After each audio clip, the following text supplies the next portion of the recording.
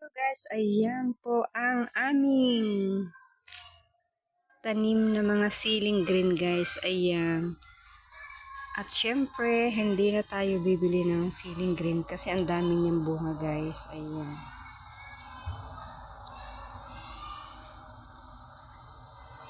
Ayan, dahil pang maliliit guys. Oo, na bunga oh.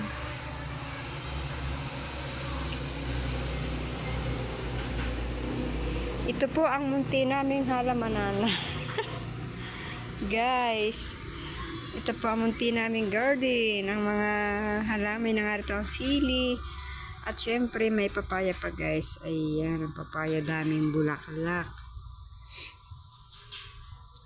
At syempre ang kalamansi guys. Ayan.